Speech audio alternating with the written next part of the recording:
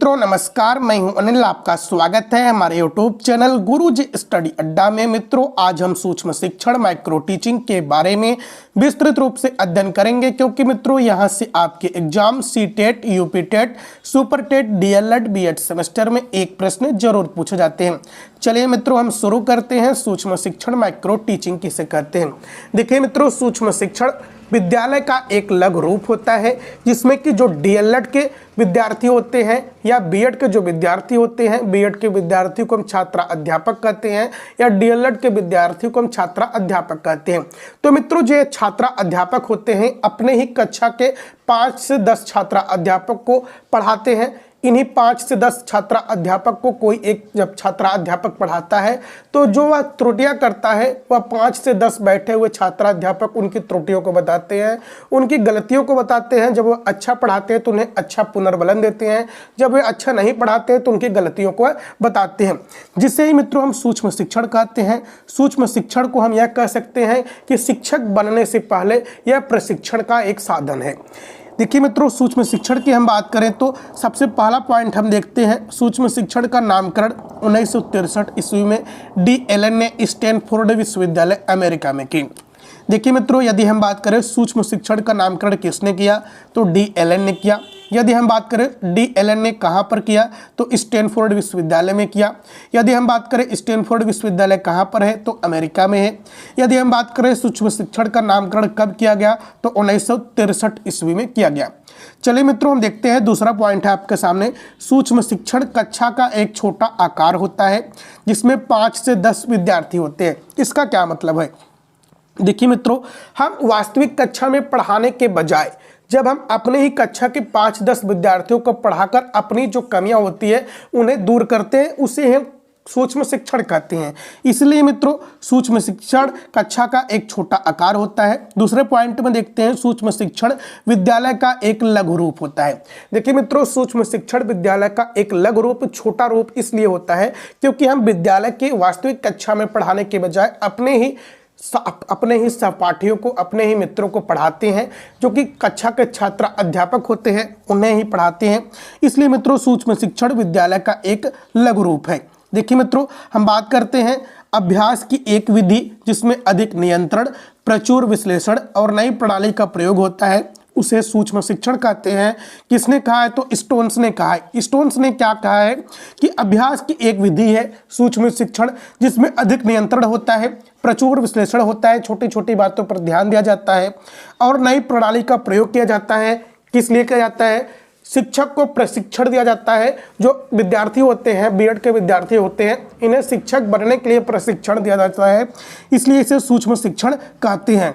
चलिए मित्रों अब हम आगे देखते हैं। सूक्ष्म शिक्षण कक्षा का आकार, पाठ की विषय वस्तु, समय तथा शिक्षण तकनीकी है। देखिए मित्रों, इसका मतलब यह है कि जो सूक्ष्म शिक्षण है वह शिक्षण बनने की एक ऐसी शिक्षण विधि है, एक ऐसी तकनीकी है, एक ऐसी युक्ति है जिसमें कक्षा का आकार, पाठ की विषय वस्तु, समय सब कुछ निर्धारित किया जाता है।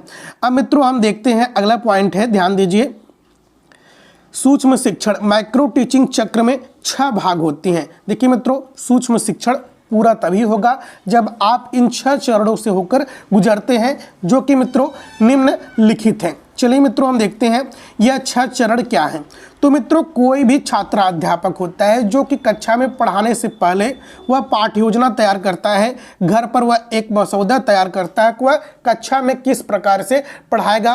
पाठ योजना तैयार करता है जिसमें वह प्रस्तावना के प्रश्न, विषय वस्तु, प्रकरण, स्पष्टीकरण, उद्देश्य सब कुछ वह निर्धारित करता है। फिर मित्रों वह जो छात्राध्यापक होता है वह आता है कक्षा में और कक्षा में पढ़ाई करना, यानी कि वह पढ़ाता है अपने ही सहपाठियों को, अपने ही छात्रा अध्यापकों को। तो मित्रों पढ़ाने के दौरान जो वह त्रुटियां करता है वह छात्रा अध्यापक जो 5-10 बैठे होते हैं वह फीडबैक देते हैं। अच्छा पढ़ाता है तो अच्छा फीडबैक देंगे, अच्छा नहीं पढ़ाता तो उसमें सुधार करने की कहाँ पर ज़रूरत है इसको बताते हैं। फिर मित्रों वह बालक क्या करता है, जो बच्चा पढ़ाता है तो वह फिर से पुनः पाठ योजना तैयार करता है जहाँ पर वह गलतियाँ किया रहता है। तो फिर उसके अनुसार छात्रा अध्यापक पढ़ाता है, पुनः शिक्षण करना। फिर उसके बाद फिर से जो बैठे हुए होते हैं, जो छात्राध्यापक बैठे होते हैं वह आपको पुनः फीडबैक देते हैं, पुनर्बलन देते हैं कि आप गलतियाँ कहाँ कर रहे हैं। इसके बाद मित्रों क्या होता है कि ध्यान दीजिए मित्रों, हम बात करते हैं NCERT के अनुसार सूक्ष्म शिक्षण चक्र की अवधि 36 मिनट की होती है। देखिए मित्रों, सूक्ष्म शिक्षण की अवधि कोई 40 मिनट मानता है, कोई 45 मिनट मानता है, लेकिन मित्रों अभी जो पिछली बार TET यूपी TET की जो परीक्षा हुई थी उसमें उन्होंने NCERT के अनुसार सूक्ष्म शिक्षण के चक्र की जो अवधि मानी थी वह 36 मिनट मानी थी। तो मित्रों हम आपको पहले इसको दिखाएंगे, आगे और भी बताएंगे। चलिए मित्रों हम देखते हैं पाठ योजना। इसे शिक्षक पहले से तैयार करके कक्ष में आते हैं, यानी कि मित्रों सबसे पहले पाठ योजना तैयार करता है। कोई भी शिक्षक बनने से पहले जो विद्यार्थी होते हैं, जो प्रशिक्षण प्राप्त कर रहे हैं, जो सूक्ष्म शिक्षण कर रहे हैं, तो जो छात्र अध्यापक होते हैं पहले पाठ योजना तैयार करते हैं। पाठ योजना तैयार करने के बाद जब वो सूक्ष्म शिक्षण पाठ करते हैं, इसका मित्रों जो समय होता है वह 6 मिनट होता है, यानी कि 6 मिनट वह पहले अपने कक्षा के सामने बैठे हुए 5-10 विद्यार्थियों को पढ़ाते हैं। कितने मिनट? 6 मिनट पढ़ाते हैं। तो मित्रों क्या होता है, 6 मिनट पाठ पढ़ाने के बाद दूसरा पॉइंट पर आते हैं, पाठ पर विचार विमर्श। यानी कि जो छात्र अध्यापक पढ़ा रहा होता है और जो बच्चे बैठे होते हैं उनके बीच विचार विमर्श होता है। जो बैठे हुए विद्यार्थी होते हैं वह फीडबैक देते हैं कि आप कहाँ पर गलतियाँ कर रहे हैं, कहाँ पर आप अच्छा पढ़ा रहे हैं, कहाँ पर आपको सुधार करने की ज़रूरत होती है। तो मित्रों यह समय कितना माना है? NCERT ने 6 मिनट माना है। फिर मित्रों जो विद्यार्थी पाठ योजना बनाकर आया होता है तो वह फिर से पुनः पाठ योजना का निर्माण करता है और यह समय लेता है कितना मिनट? 12 मिनट।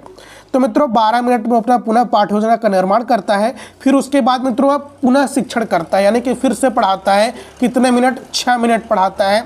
6 मिनट पढ़ाने के बाद अंत में 5वें पॉइंट पर आते हैं, पुनः फीडबैक, यानी कि जो बच्चे बैठे होते हैं, जो आपके कक्षा के छात्र अध्यापक होते हैं, वह आपको पुनः फीडबैक देते हैं आप कहाँ पर गलतियाँ कर रहे हैं, कहाँ पर सही कर रहे हैं। यह समय कितना होता है? तो 6 मिनट होता है। तो देखिए मित्रों सूक्ष्म शिक्षण का पाठ 6 मिनट, पाठ पर विचार विमर्श फीडबैक 6 मिनट, पाठ का पुनः योजना निर्माण 12 मिनट, पुनः शिक्षण करना 6 मिनट, पुनः फीडबैक देना 6 मिनट। तो मित्रों यदि हम इस प्रकार से जोड़ते हैं कि 6 मिनट इधर, 6 मिनट इधर, 6 12 मिनट हो गया, 12 24 मिनट हो गया, 36 मिनट हो गया और यहाँ पर 36 मिनट हो गया। तो मित्रों NCERT के अनुसार सूक्ष्म शिक्षण चक्र की अवधि कितनी होती है? तो 36 मिनट होती है। अब मित्रों हम आपको दिखाते हैं सूक्ष्म शिक्षण की चक्र, जिसमें कि आप लोगों ने पढ़ा होगा कि सूक्ष्म शिक्षण चक्र में 45 मिनट का समय निर्धारित किया गया है। तो मित्रों यहाँ 45 मिनट भी आप देख लीजिए। सूक्ष्म शिक्षण का जो पाठ होता है या 5 मिनट होता है, जो कि हमने आपको जो ऊपर बताया वही ठीक नीचे है, लेकिन यहाँ पर समय थोड़ा सा फेरबदल है। पाठ पर विचार विमर्श फीडबैक 10 मिनट होता है, पाठ का पुनर्निर्माण 15 मिनट होता है, पुनः शिक्षण 5 मिनट होता है, पुनः शिक्षण पर विचार विमर्श या फीडबैक 10 मिनट होता है। तो मित्रों इस प्रकार सूक्ष्म शिक्षण का चक्र 45 मिनट भी होता है। लेकिन मित्रों हमने आपको इसे इसलिए बताया क्योंकि यह यूपी TET की परीक्षा में ऑथेंटिक रूप से यह माना गया कि NCERT के अनुसार सूक्ष्म शिक्षण चक्र की अवधि 36 मिनट होती है, तो हम इसको ही ज़्यादा सलाह देंगे करने के लिए। चलिए मित्रों हम बात करते हैं सूक्ष्म शिक्षण की विशेषताएं। सूक्ष्म शिक्षण की विशेषताओं की बात करें तो यह अध्यापक व्यवहार पर केंद्रित विधि है। दूसरा पॉइंट है शिक्षण पर शोध किए जाने का उत्तम साधन है। कौन सा साधन है? सूक्ष्म शिक्षण, कि आप किस प्रकार से कम समय में अच्छे से सीख सकते हैं। यह परिवीक्षण को सरल बनाती है, यानी कि आप जो परीक्षण करते हैं उसको सरल बनाती है। अनवरत प्रशिक्षण का एक साधन है कि आप इससे हमेशा प्रशिक्षण प्राप्त कर सकते हैं। इससे समय की बचत होती है, क्योंकि मित्रों आप वास्तविक कक्षा में जाने से पहले यदि आप सूक्ष्म शिक्षण किए रहते हैं तो आपके अंदर जो डर होता है वह निकला रहता है। समय का मैनेजमेंट आप समय से सीख चुके होते हैं, तो इससे मित्रों क्या होती है? समय की बचत होती है। माइक्रो टीचिंग ए डिस्क्रिप्शन पुस्तक के रचनाकार कौन है? तो एलन और रियान है। माइक्रो टीचिंग डिस्क्रिप्शन एक पुस्तक है। माइक्रो टीचिंग ए डिस्क्रिप्शन, इस पुस्तक के रचनाकार कौन है? एलन और रियान है। और इसी पुस्तक में इन्होंने इसके बारे में बताया है।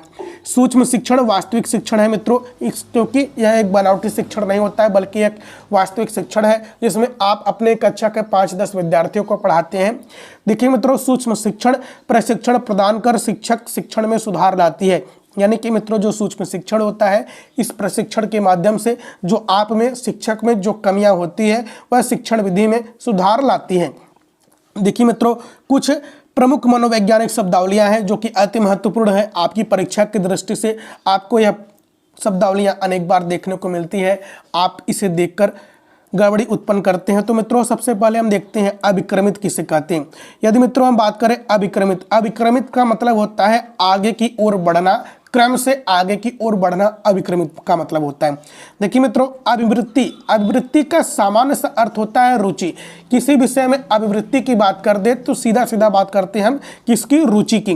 देखिए मित्रों क्रिया प्रसूत, क्रिया का मतलब होता है कार्य, प्रसूत का मतलब होता है परिणाम, यानी कि क्रिया करने के बाद जो हमें प्रसूत प्राप्त होता है उसे ही हम क्रिया प्रसूत कहते हैं। तो मित्रों क्रिया प्रसूत का क्या अर्थ होता है, प्रभाव को दर्शाना होता है। देखिए मित्रों दूसरा पॉइंट है निरूपण। निरूपण का मतलब होता है व्यवस्था करने की क्रिया को हम क्या कहते हैं, निरूपण कहते हैं। नियोजन, नियोजन का मतलब होता है मित्रों प्लानिंग करना या नियुक्ति करना। मनोविकार, मनोविकार का सीधा सीधा मतलब होता है मित्रों मानसिक रोग। बोधगम्य, बोधगम्य का मतलब होता है सहजता से सीखना, आसानी से सीखना, सरलता से सीखना बोधगम्य कहलाता है। सहसंबंध, सहसंबंध का मतलब होता है मित्रों आपसी संबंध। नवाचार, नवाचार का मतलब होता है मित्रों नव प्रवर्तन, यानी कि किसी भी विषय वस्तु में नई नई प्रवर्तन, नई नई विधि, नए नए सिद्धांत। प्रतिरोध, प्रतिरोध का मतलब होता है मित्रों रुकावट। निर्गम, निर्गम का मतलब होता है बाहर निकालना। ऊर्ध्वगामी, ऊर्ध्वगामी का मतलब होता है ऊपर की ओर चढ़ना, जिसे हम ऊर्ध्वाधर कहते हैं। इसे यदि हम ऊर्ध्वगामी कह दें तो ऊपर की ओर चढ़ना कहते हैं।